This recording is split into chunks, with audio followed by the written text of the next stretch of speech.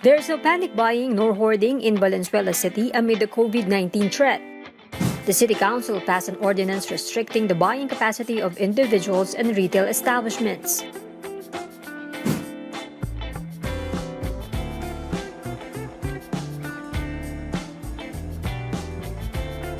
On Facebook, the local government of Valenzuela simplified Ordinance Number 669 for residents.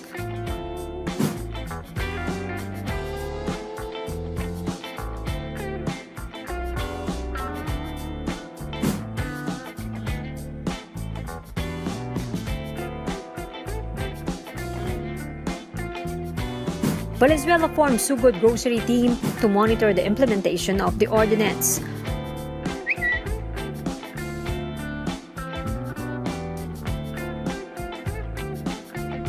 Joining the team as new members are teachers.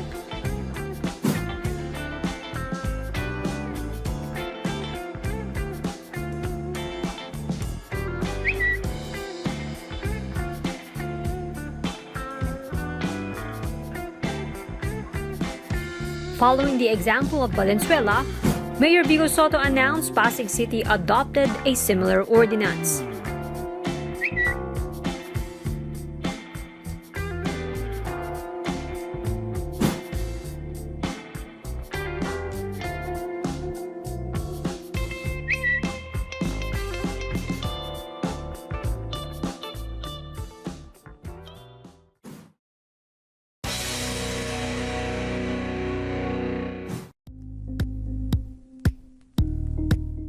Thank you for watching Politiko TV. Please like and subscribe to our channel for more videos.